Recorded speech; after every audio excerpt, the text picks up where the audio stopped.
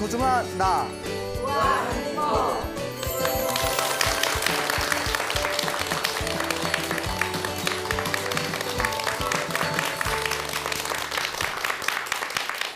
예, 만나서 반갑습니다. 예, 광우 스님이라고 합니다. 또 멀리서 우리 소나무 애청자 분께서 또 편지를 보내주셨어요. 예, 여러분들 읽어 드릴 테니까 한번 잘 들어보세요. 광우 스님께 안녕하세요. 저의 본명은 성부라입니다. 저의 집은 친할머니에서부터 아버지까지 독실한 불자 집안입니다. 하지만 저는 광우 스님의 소나무를 보기 전까지 불교에 대해서 너무 모르는 무늬만 불자였던 것 같아요. 지금은 매일 BTN에서 광우 스님의 소나무를 보고 또 보고 잠들기 전까지 계속해서 듣고 있습니다. 저는 법화경 사경을 하고 있습니다. 법화경을 50번 넘게 쓴 도반이 권유하여 법화경 사경을 시작하게 되었는데 현재 11번째 사경하고 있습니다. 사경을 하면서 틈나는 대로 관세음보살 연부를 합니다. 광우 스님께서 방생이 좋다 하여 미꾸라지 방생도 여러 번 하였습니다. 방생을 할 때 연부를 하고 반야심경을 독송하며 아들을 위하여 방생하였는데 그날 저녁 꿈에서 아들이 빨간 밥풀 같은 것을 입에서 계속 토해내더니 나중에는 점점 하얀색으로 변해서 토를 하더군요. 정말 신기했습니다. 우리가 경전을 보다 보면 기도를 열심히 하거나 복을 많이 지을 때 어떤 업장이 소멸하는 꿈을 꾸게 된답니다. 그 업장 소멸과 관련된 대표적인 꿈이 그 몸에서 더러운 게 빠져나가는 꿈을 꾼다고 해요. 이렇게 토를 한다거나 대소변이 시원하게 한다거나.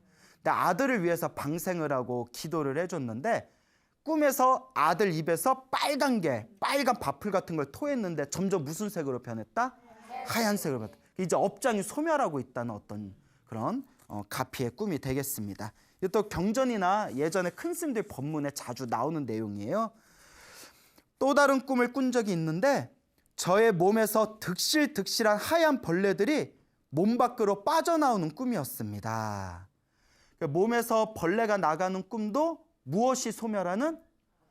업장이 소멸하는 전형적인 어떤 꿈의 패턴입니다. 그리고 법화경을 사경하면서 은은한 가피를 많이 받았습니다. 법화경을 7번째 쓸 때에는 저녁에 퇴근하고 집에 들어가니 집안에 꽃 향냄새가 가득해서 남편한테 혹시 집에 향을 피웠냐고 물어볼 정도였습니다. 신기하게도 그 향내가 1시간 넘게 이어지더군요. 실제로 법화경 사경을 하거나 기도를 많이 하신 분들이 기도하다가 그 향을 피우지 않았는데도 향 냄새를 맡는 그런 어떤 일화가 굉장히 많습니다. 제 주변에도 많은 불자님들이 기도하다가 갑자기 향내가 확 뿜어져 나오더니 몇 시간 내내 집안에 향내가 남아있더라고. 근데 이게 실제로 많은 분들이 기도할 때 겪는 경험이기도 합니다. 제가 광우 스님의 법문을 들으면서 가장 마음에 와닿은 말이 있습니다. 불교는 단순한 믿음의 종교가 아니라 실천하고 체험하는 수행의 종교이다. 광우 스님을 만난 것은 저에게 큰 행운이라 생각합니다. 감사합니다. 항상 건강하세요. 자, 이상입니다. 자, 이렇게 해서 이게 좋은 편지를 보내주신 우리 성부라 보살님의 이야기를 잠시 우리가 들어보았습니다. 실제로 우리 주변에서 보면 많은 불자님들께서 스님, 기도를 시작하면서 꾸준히 사경하고 독경하고 염불하였더니 몸과 마음이 편안해지고 알게 모르게 가정이 편안해지는 것을 느꼈습니다. 라는 분들의 수없는 경험담이 있습니다. 그러니까 우리 소나무를 애청하시는 우리 많은 불자님들께서도 제가 항상 하는 이야기죠. 귀로만 들으면 된다, 안 된다? 안 된다. 귀로 들어간 거는 어떻게 될까요? 그렇죠. 한 귀로 다 또 날아가죠. 어쩜 그렇게 잘 알아요? 예, 예. 그래서 귀가 그래서 두 개래요. 한 귀로 듣고 한 귀로 나간다고. 그런데 이제 귀로 들어온 거는 귀로 나가기 전에 반드시 무엇을 해야 된다? 몸으로 실천하고 체험하고 수행할 수 있어야 됩니다. 그러니까 법화경 사경을 하든 금강경 독송을 하든 연부를 하든 내가 실제로 체험하고 수행할 때 이와 같은 불보살의 은은한 가피를 맛보게 된다라는 것을 우리 불자님들이 꼭 마음속에 되새기고 각인하시고 실천하도록 노력하시기 바랍니다. 알겠죠? 네. 자, 그래서 오늘 또 재미난 이야기들을 준비했습니다. 우리 화계사에 이제 다니시는 어느 불자님께서 굉장히 아주 그 재미난 그런 신비한 이야기를 해주셨는데요. 지금 연세가 50대 중반 정도 되세요. 50대 중반 정도 되시는 이 보살님께서 그 얼마 전에 아버지께서 세상을 떠나셨답니다. 아버지께서 이제 세상을 떠나시고 우리 보통 사찰에서는 누군가가 세상을 떠나시면 제를 올리잖아요. 그래서 몇 제 올린다고 하죠? 그렇죠. 49제를 올린다라는 이야기가 있지 않습니까? 그래서 사람이 죽으면 이제 이 영가가 사람이 죽은 그런 이제 귀신의 상태가 된 이제 이 영가가 살아생전에 선업을 많이 지었거나 살아생전에 악업을 많이 지은 사람은 바로 다음 세상에 선업을 많이 지었던 존재는 바로 죽자마자 좋은 곳에 태어나고 악업을 많이 지은 존재는 죽자마자 나쁜 곳에 태어난답니다. 그런데 어설프게 지은 존재들 있잖아요. 선업? 악업? 애매하네. 애매하고 어설픈 그 영가들은 7일 안에 새 몸을 받는 경우도 있고 21일 안에 새 몸을 받는 경우도 있고 그런데 무조건 49일 안에 새 몸을 받는답니다. 49일 안에는 새 몸을 받는다라는 그런 어떤 불교의 가르침이 있거든요. 그래서 우리가 돌아가신 분들이 다음 생에 좋은 몸을 받기를 발언하면서 기도를 올려드리고 공덕을 짓는 기간을 우리가 49제, 일주일에 한 번씩 7번의 제를 올리는 49제라는 어떤 불교의 전통적인 그런 제 문화가 생기게 됩니다. 그래서 49제 다 들어보셨죠? 네. 그래서 이와 같은 이제 49제가 있는데요. 그 보살님께서 아버님께서 이제 세상을 떠나시니까 친아버지가 세상을 떠나시니까 49제를 이제 올리게 되었답니다. 49제를 시작하고 얼마 안 돼서 시누이가 있었는데 시누이가 자꾸 몸이 좀 이상하더래요. 몸이 이상해. 몸이 이상할 때는 어딜 가야 되죠? 병원에 가야 됩니다. 몸이 이상해. 사우나 가면 안 돼요. 땀 빼면 낫겠지. 안 됩니다. 뭐 온천 간다고 될 일이 아니에요. 몸이 이상하면 바로 어디부터 가봐라? 병원부터 가봐라. 예전에 저와 친분이 있는 어느 보살님이 계셨는데 그 보살님이 겁이 많았대요. 겁이 많으셔서 그분께서 몸이 좀 이상해도 병원 가는 걸 싫어하시는 거예요. 그러니까 병원 가서 안 좋은 얘기 들을까 봐 막 병원을 막 일부러 안 가고 피하시던 분이 있었어요. 되게 그래요? 예, 그것도 병이에요. 예. 아프면 병원 가셔야죠. 나중에 몇 년이 지난 뒤에 소식을 들었더니 갑자기 급성 무슨 뭐 백혈병인가 뭔가 뭐 암인가 하여튼 걸려서 세상 갑자기 떠나버리셨대요. 그 진짜 병원에 좀 갔으면 그러니까 큰 병일까 봐 병원을 피했는데 정말 뭐 때문에 가셨다? 큰 병에 걸리셔가지고 얼마 못 사시고 젊은 나이에 세상을 떠난 분이 계세요. 그러니까 몸이 이상하면 병원부터 가보세요. 알겠죠? 네. 자, 그래서 시누이가 몸이 좀 이상하다 해가지고 병원에 갔대요. 딱 이름만 대면 알만한 우리나라에서 가장 유명한 대형 병원이에요. 어딘지 말씀을 드릴까요? 안 할게요. 왜냐하면 좀 이따 왜 이야기를 안 하는지 좀 이따 나오는데 대형 병원에 가서 딱 진단을 받았는데 췌장암이더래요. 췌장암. 예. 그 유명한 스티브 잡스도 뭐 때문에 누웠죠? 췌장암 때 갔죠. 췌장암이 되게 힘들대요. 수술하기가 굉장히 애매한 데래요.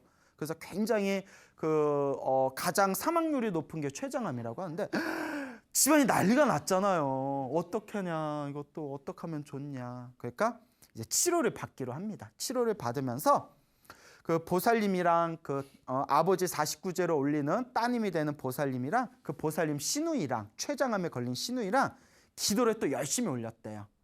49제 동안이니까 아버지가 좋은 곳에 천도되어지기를 발언하면서, 그리고 누가 병이 낫고 건강해지기를, 시누이가 병이 빨리 낫고 건강해지기를 간절하게 시누이하고 기도를 올렸답니다.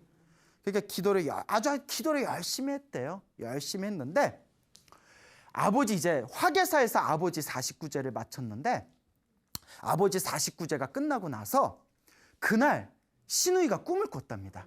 꿈을 꿨대요. 꿈을 꿨는데, 저희 이제 화계사에 가면 이렇게 모든 사찰에 가면 이렇게 새벽이나 저녁에 이렇게 점심 때 범종 치잖아요. 범종 친 것을 이제 범종각이라고 부르는데, 큰 이렇게 화계사 범종각이 이렇게 보이더래요.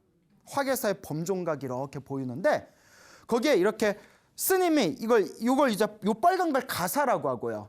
요 허연 요 옷을 장삼이라고 하거든요. 그래서 가사 장삼이라 부르는데, 요 가사 장삼을 입으신 스님이 화계사 범종각에 이렇게 서 계시더래요. 그러더니 자기를 이렇게 부르시더래요. 일로 와. 이렇게 불러가지고 이렇게 갔답니다. 시누이가 가서 이렇게 범종각에 오니까 그 스님께서 웃으시면서 요 장삼자락이라고 하거든요. 요 장삼자락으로 화계사의 그 범종을 이렇게 닦으시더래요. 그렇게 아주 반질반질하게 닦으시더래요. 웃으시면서 범종을. 무엇을? 예, 그 중요해요. 범종을 싹 닦으면서 잠에서 딱 깼답니다. 잠에서 딱 깼대요. 잠에서 깨고 나서 며칠 후에 이제 치료를 받는 과정에서 다른 또 유명한 병원에 갔답니다. 그래서 이제 또 뭐 암으로 유명한 이제 병원에 가서 또 병원에 옮기면 또 이제 한번 또 새로 CT 촬영도 하고 막 그러지 않습니까? 그래서 새로 이제 CT 촬영을 하고 이렇게 검진을 받았는데 의사가 이렇게 부르더래요. 갔더니 의사가 웃으시면서 이렇게 CT 촬영한 사진을 이렇게 보여주더랍니다. 여기 좀 한번 보세요 해서 그 촬영한데 자기가 그 암이 있다는 데서 이렇게 봤는데 꿈에서 본 범종하고 똑같이 생긴 게 그렇게 거기에 사진이 이렇게 있더래요. 혹 모양이 뭐하고 똑같이 생겼더라? 범종, 종하고 똑같이 생겼더래요. 깜짝 놀랐대요. 그러면서 의사가 웃으면서 하는 말이 오진입니다 이러시더래요. 오진입니다. 그래서 제가 아까 말한 대형 병원 이름을 얘기를 안 한 거예요. 오진입니다. 가슴에 답답한 게 이렇게 뭐가 뻥 뚫리는 느낌이 들면서 아이고 살았다. 근데 신기한 게 대형병에서도 요새 오진율이 줄어들었잖아요. 그래서 췌장암이라고 판명을 받았는데 그 아버지 49제 동안 시누이하고 열심히 기도를 해가지고 아버지 49제가 끝났을 때 무슨 꿈을 꿨다?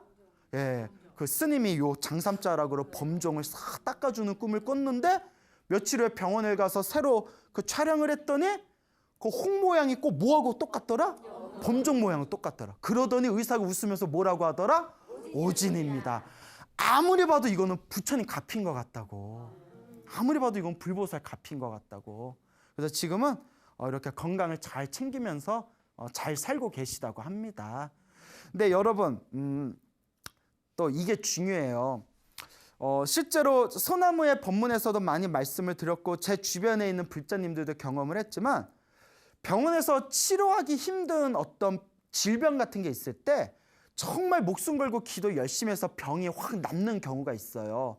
어떤 분은 뭐 대장암 말기였는데 하루에 3,000배씩 100일을 했더니 뭐 암이 나았다거나 실제로 이런 얘기가 있거든요. 근데 중요한 게 있어요. 그렇다고 기도해서 다 낫는다 안 낫는다? 예, 그건 아니에요. 어떤 분도 몸에 굉장히 몸이 안 좋아서 기도를 열심히 했는데도 생각한 것만큼 효과를 못 보신 경우도 있거든요. 그러면 왜 누구는 병이 낫고 누구는 기도를 열심히 했는데도 병이 안 낫는가? 여러 가지가 이유가 있겠죠. 그 중에 하나가 내가 전생에 지어놓은 복이 많으면 기도를 효과를 어떻게 본다? 좀 빨리 보고 내가 몸이 너무너무 안 좋아서 기도를 열심히 했는데도 내가 원하는 만큼 효과를 못 본 것은 그만큼 전생에 지은 무엇이 두꺼워서 그렇다? 그렇죠.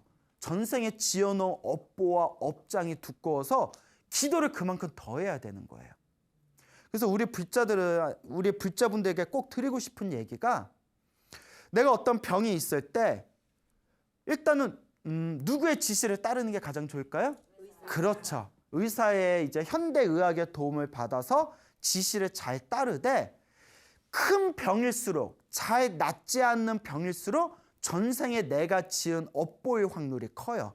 그래서 우리 불교에서는 그래서 전생에 내가 지은 업보고 내가 지은 빚이다라는 마음으로 꾸준하게 잘 기도로서 업장소멸의 기도로서 잘 닦아야 된다라고 말하고 있지 않습니까?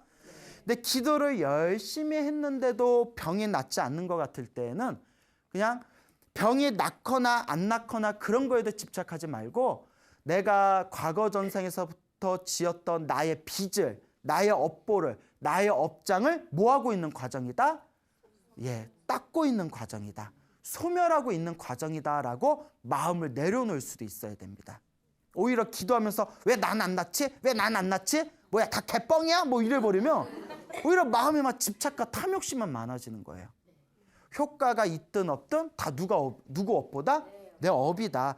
지금 당장 효과가 없는 것 같아도 내가 지금 기도하고 내가 지금 수행하고 내가 지금 복을 쌓고 있는 것 자체가 나의 무엇을 닦고 있는 과정이다?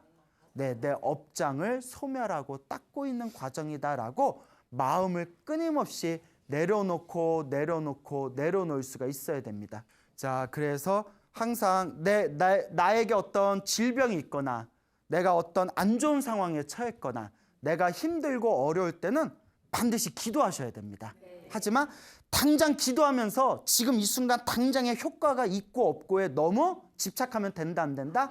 안 된다. 다만 내 업보와 내 업장과 내 빚을 갚는 마음으로 그리고 지금 이 순간 내가 선업공덕을 짓는 마음으로 꾸준히 닦아가야 되는 것이 핵심이다라는 것을 명심하시길 바랍니다.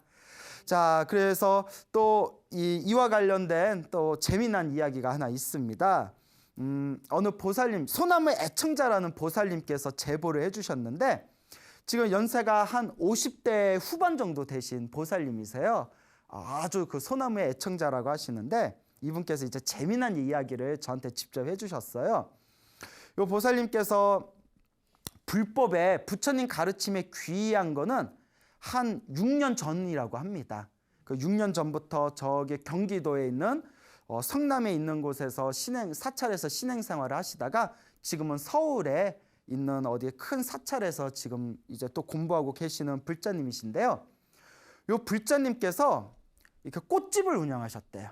이렇게 꽃가게를 운영하셨는데 몇 년 전에 갑자기 빙의가 됐답니다. 그 빙의란 말 들어보셨죠? 그래서 우리가 뭐 영적인 어떤 또 다른 존재에 쉬는 걸 빙의라고 하지 않습니까? 이분의 빙의 현상이 일어났대요.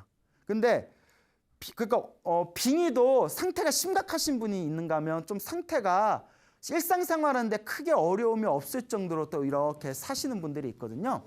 빙의가 딱 되셨는데 그분 말씀이 내 안에 또 다른 내가 있는 게 느껴진대요. 예? 무슨 노래 가사 같죠? 내 안에 또 다른 내가 있는 것 같은. 예? 그 드라마 대사에도 그런 대사 있잖아요. 이 안에 너 있다. 맞나요? 빙인가요? 이 안에 너 있다.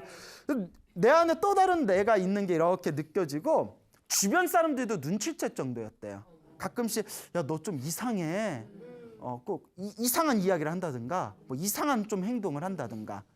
그래서 내가 내 몸과 내 마음을 이렇게 지금 우리 평범한 사람들처럼 내 몸과 내 마음을 내가 이렇게 주도하는 게 아니라 내 안에 있는 또 다른 나가 가끔씩 간섭하는 게 느껴지더래요. 근데 자기도 느끼고 주변에 있는 사람들도 좀 이상하다 느낄 정도였지만 일상생활하는 데는 큰 어려움은 없으셨대요. 그래서 그냥 그러려니 사셨대요.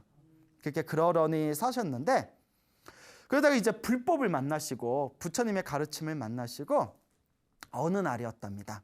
그때 그 6개월 동안 금강경을 매일 독송했대요. 6개월 동안 무엇을 독송했다?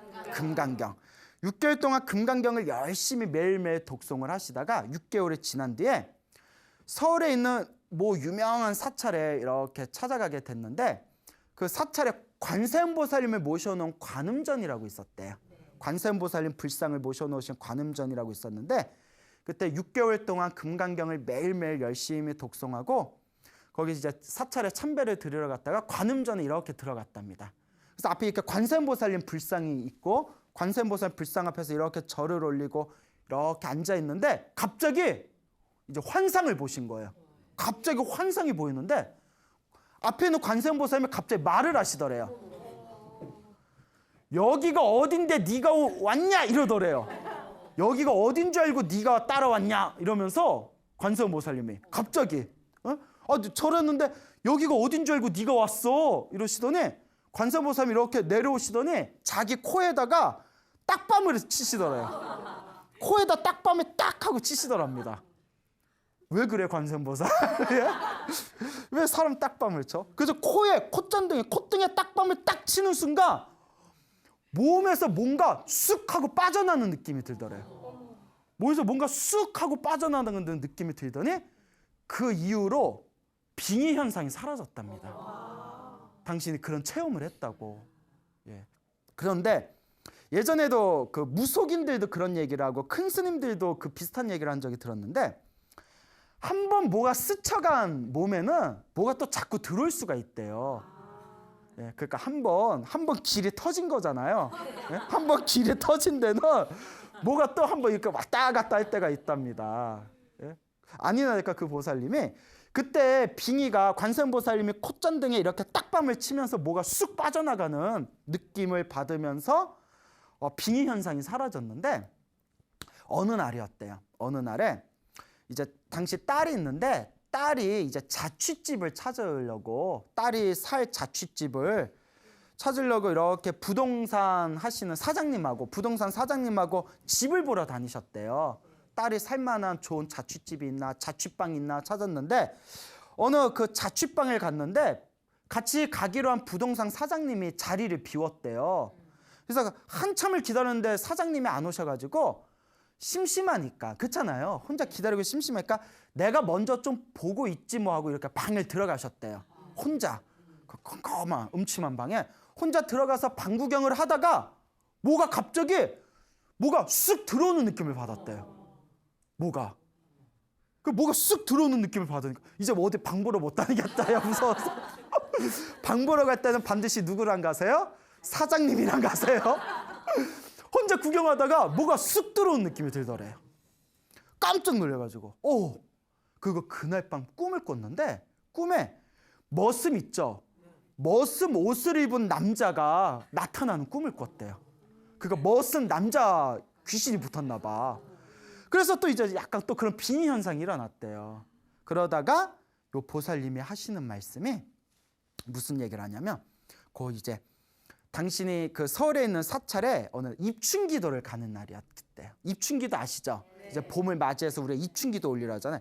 입춘기도를 가면서 이제 차를 운전하고 가는데 차를 운전하고 갈 때 나무아미탑을 연불을 크게 틀어놓고 나무아미탑을 연불 테이프 있잖아요. 네. 차 안에서 나무아미탑을 연불을 큰 소리로 따라하면서 나무아미탑을 연불하면서 운전을 하는데 갑자기 또 환상이 보이더래요. 그 머슴 있잖아요. 머슴 귀신이 갑자기 나타나더니 입에 담을 수도 없는 쌍욕을 자기한테 막 퍼붓더래요. 그냥 읊어볼까요? 시자로 시작하는 거 있잖아요. 입에 담을 수도 없는 쌍욕을 머슴 옷을 입은 남자가 나타나서 입에 담을 수도 없는 쌍욕을 막 자기한테 내뿜더니 갑자기 뭐가 쑥 하고 빠져나는 느낌이 들더랍니다. 그리고 빙의 현상이 또 사라졌대요. 그때 나무아미탑을 연불에 크게 하면서 그래서 그 보살님이 자기가 직접 겪은 일이라면서 지금도 부처님께 열심히 기도하면서 그렇게 이제 잘 지내고 있습니다라고 말씀을 하시더라고요. 그러니까 우리가 살다 보면 귀신 없다고 얘기할 수 있다 없다? 예, 그거 봤어요?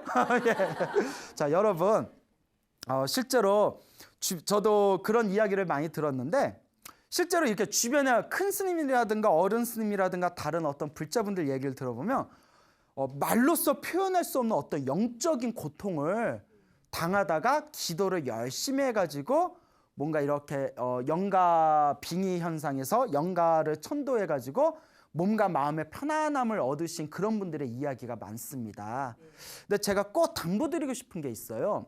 우리 주변에 보면 어떤 현대의학으로 치료할 수 없는 어떤 정신적인 질병, 예를 들어 금방 말한 빙의라는 게 세계 국제 심리학회에서는 그게 실제로 질병 목록에 올라와 있대요. 빙의라는 목록이 있대요. 근데 빙의가 되었을 때 어떤 빙의 현상을 겪었을 때 처음에는 뭐 약도 먹고 병원도 찾아다니다가 안 되면 막 굿도 하고 천도제도 하고 막 그러지 않습니까? 근데 제가 꼭 당부드리고 싶은 이야기가 있어요. 실제로 우리 주변에 보면 그런 말로써 표현할 수 없는 어떤 그런 영적인 고통이나 영적인 작용 때문에 막 비싼 돈 퍼부어서 무슨 뭐 푸닥거리 같은 거 하다가 돈도 날리고 오히려 건강도 나빠지고 전혀 효과를 못 보는 경우도 많거든요. 가끔 우리 막 귀신병 걸린 사람이 그 귀신병 낫게 해준다고 해서 막 사이비한테 돈 어마어마하게 갖다 줬는데 오히려 돈만 뜯기고 뭐 그런 이야기들 있지 않습니까?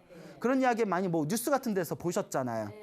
근데 제가 꼭 드리고 싶은 얘기가 이 세상에 진짜 귀신이라는 존재가 있다면 왜 그 사람한테만 가냐고요.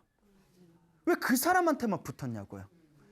예를 들어 그 보살님이 부동산 사장님 안아가지고 방에 혼자 들어갔는데 방에 혼자 들어갔다가 뭐가 쑥 들어온 느낌을 들었잖아요. 딴 사람도 그 방 살거나 그 방 왔다 갔다 했을 거 아니에요. 근데 왜 나한테만 그렇게 붙었냐고요. 왜일까요? 왜? 이것도 마음이 약해서 예. 자, 그래서 불교에서는 그것도 인연법이라는 거예요. 그 영가와 그 귀신과 나와의 무언가 전생에 서로 빚진 인연이 있어서 하필이면 나한테 붙었다는 거예요. 우리 괜히 나 괴롭히는 사람 있으면 왜 내가 저 인간을 만나서 이렇게 힘들어야 되나? 내가 저 인간을 왜 내가 저 인간을 만나가지고 내가 이렇게 괴로운가? 이런 생각 들 때 있잖아요. 불교에서 뭐라고 해요? 우연이 아니라 뭐야? 인연이야. 그래서 너와 나의 인연이기 때문에 그냥 내가 너를 왜 만났지? 뭐야? 이게 인연이라고? 인연 막 이러잖아요. 인연, 인연, 너와 나의 인연. 영가도 귀신도 나와의 무엇이다? 인연이라는 거예요. 그러면 그 인연을 풀려면 어떻게 해야 될까요? 결국은 기도예요. 내가 풀어야 돼요. 누가 풀어야 된다? 내가 풀어야 된다. 무슨 말인지 알겠죠? 네. 그러니까 내가 한 방에 너를 낳아줄 수 있어. 이런 허망한 말에 빠지지 말고 절을 하든 금강경을 독송하든 법화경을 사경하든 나무아미탑을 연불을 하든 지극한 마음으로 기도하고 연불을 해서 그 영적인 존재와 나 사이의 빚을 어떻게 해야 된다? 불보살의 가피와 나의 지극정성이 담긴 기도의 힘으로 풀어내야 됩니다. 쉽게 풀려고 하지 마세요. 그게 항상 문제예요. 쉽게 얻고 쉽게 풀려는 사람들이 꼭 문제입니다. 피눈물을 흘리는 마음으로 누가 풀어야 된다? 내가 풀어야 된다. 내가 지은 빚과 내가 지은 전생의 어변에 의해서 너를 만났으니 누가 풀겠다? 내가 풀겠다라는 마음으로 수행하고 정진하는 분들은 사기꾼 말에 쉽게 넘어가지 않습니다. 꼭 내가 너 풀어줄게 나만 믿어 해서 쉽게 풀려는 사람들이 그런 사람들이 사기꾼에 잘 걸리는 거예요. 그래서 우리 주변에는 이런 사람의 이성과 합리적인 어떤 판단으로는 해결할 수 없는 영적인 문제를 가지고, 왜냐하면 눈에 보이지 않는 거니까 눈에 보이지 않는 그것을 미끼로 던져가지고 사람에게 사기치려는 사람들이 의외로 주변에 그런 사이비들이 많습니다. 부처님의 경전을 공부하고 바른 지혜로서 그런 것에 속지 마시고 내 빚은 누가 푼다? 내가 푼다. 부처님을 믿고 의지하고 기도를 열심히 하세요. 기도의 힘이, 연불의 힘이, 불보살의 가피가 내가 지극정성으로 기도한 내 업장소멸의 힘이 나를 진정한 자유의 길로 이끌어 줄 것입니다. 꼭 명심하시길 바랍니다. 자, 그리고 또 아주 저도 지금 들려드리는 이야기를 제가 전에 듣고 저도 너무나 깜짝 놀랐어요. 너무나 오늘 아주 또 여러분들에게 소중한 이야기 하나 들려드릴까 합니다. 우리가 실제로 살아가다 너무나 힘들고 괴로울 때는 제가 어떻게 하라고 했죠? 모든 게 다 내 업이구나 생각하고 마음을 비우고 기도 한번 해봐라. 한번 간절하게 정성스럽게 기도해봐라. 제가 항상 누누이 말씀드리잖아요.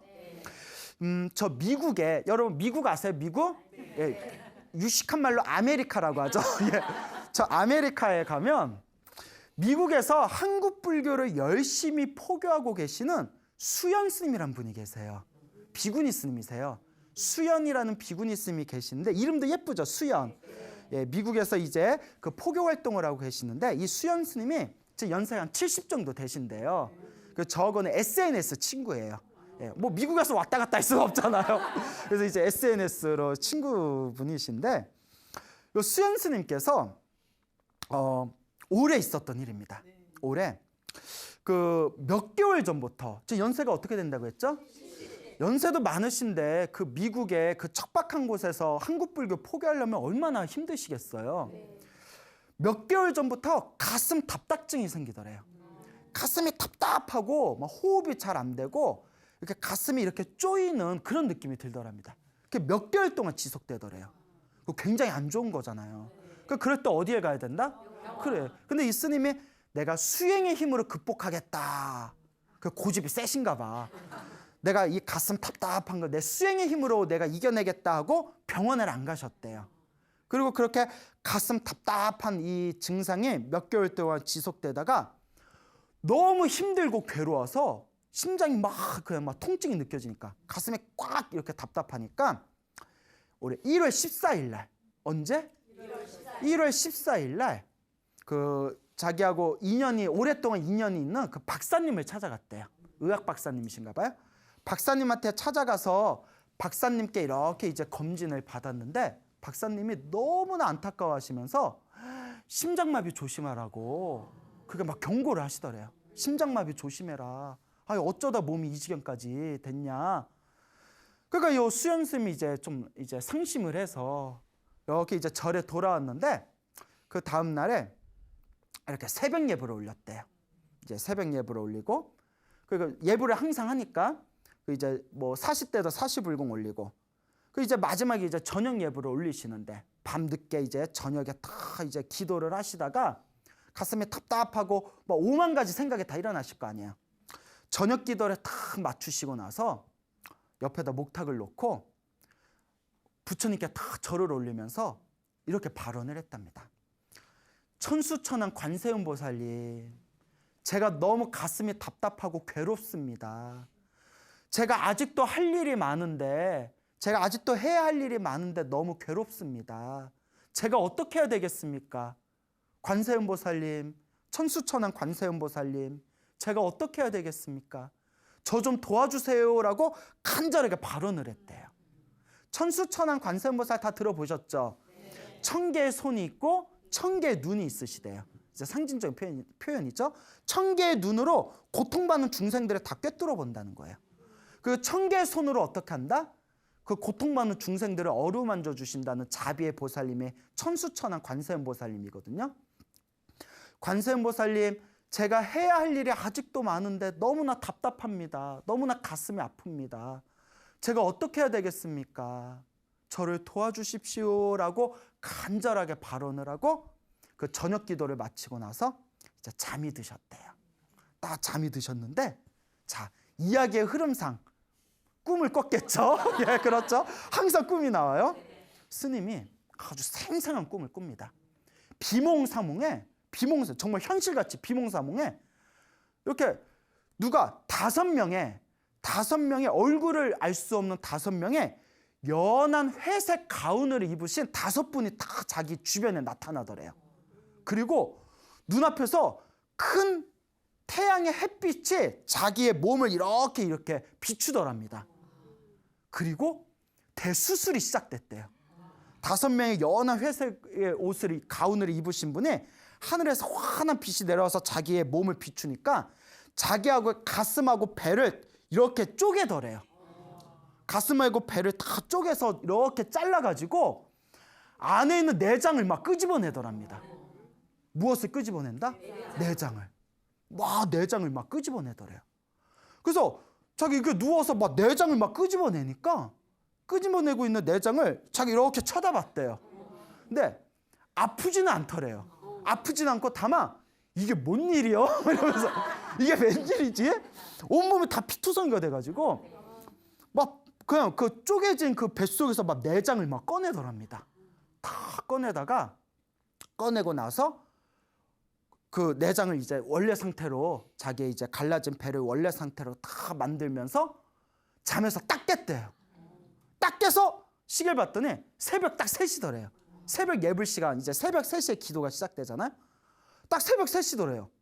그래서 딱 이게 뭔 꿈인지 너무 생생하니까 이게 꿈이야 생시야 하고 일어났는데 가슴이 너무 시원하더래요. 가슴이 뻥 뚫린 것처럼 시원하고 온몸이 너무 상쾌하더랍니다. 이거 갚이 받은 건가? 도와주신 건가? 그리고 그 다음날 바로 병원에 갔답니다. 병원에 가서 딱 검진을 받았는데 검진 결과 어떻게 나왔다? 완전 정상으로 나왔대요. 그래서 가슴 답답증이 싹 사라져 버렸답니다. 불과 기도하기 하루 전만 해도 그 박사가 뭐라고 했죠? 심장마비 조심하라고 했던 그 가슴 답답증이 순식간에 그 꿈을 꾸고 사라지고 나서 병원에 갔더니 완전히 그 심장의 정상 결과가 나왔다라는 이야기를 저한테 직접 보내주셨습니다. 이 얘기를 듣고 정말 이 불보살의 가피가 있구나. 설마 글쓰면 뻥치겠어요? 그러니까 여러분 힘들고 괴로울 때 무엇을 해라? 기도하세요. 간절하게 기도하세요. 기도하고 간절하게 기도하는 그 자리가 내가 관세음보살 부르는 그 자리가 업장이 소멸하는 자리입니다. 내가 지장보살 연부라는 그 자리가 바로 무엇이 소멸하는 자리다? 업장이 소멸하는 자리예요. 내가 금강경을 독송하고 법화경을 사경하는 그 자리가 바로 무엇이 사라지는 자리다? 업장이 사라지는 자리예요. 내가 부처님을 향해서 절을 1번, 2번, 3번 절을 하는 그 자리가 다시 무엇이 사라지는 자리다? 업장이 소멸하는 자리예요. 업장이 소멸하는 그 자리가 선업과 공덕이 자라나는 자리입니다. 힘들고 괴로울 때 무엇을 해라? 기도를 해라. 그래서 항상 드리는 말씀 있죠? 무슨 기도를 하든 결국 어떻게 된다? 하나로 통한다. 그래서 요새는 다행히 제가 방송에서 제발 이제 이런 질문 좀 하지 마세요 했더니 요새 이제 그런 질문 전화가 안 오는데 예전에 그런 전화 많이 받았다고 했잖아요. 스님 무슨 기도해야 돼요? 제가 항상 하는 얘기, 무슨 기도를 하든 결국 하나로 통합니다. 중요한 거는 간절하고 정성스러운 마음이에요. 관세음보살을 부르든 지장보살을 부르든 금강경을 독송하든 능엄주를 외우든 법화경을 사경하든 부처님께 절을 올리든 모든 기도는 반드시 어떻게 된다? 하나로 통합니다.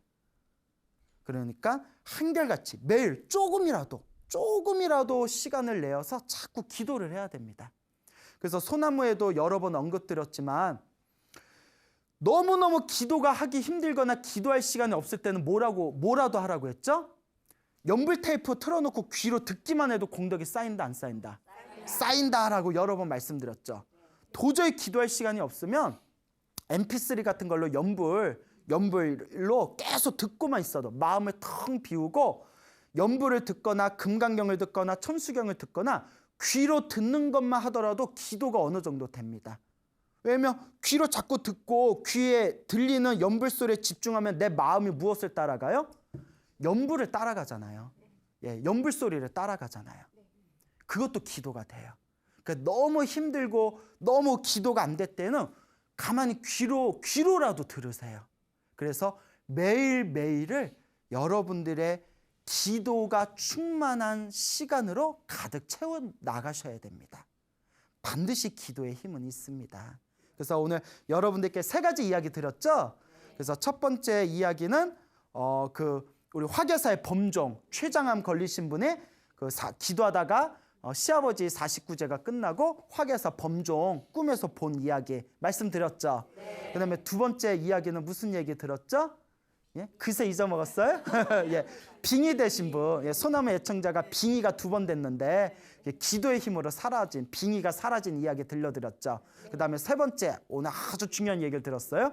미국에서 포교 활동하고 계시는 우리 수연 스님께서 그 심장 답답한 병에 꿈을 꾸고 나서 그렇게 시원하게 나으신 이야기 말씀드렸죠? 네. 예, 절대 거짓이 아닙니다. 그러니까 여러분들도 힘들고 괴로울 때 불보살에 대한 희망을 가지고 열심히 기도하고 공덕을 쌓아 나가시기 바랍니다.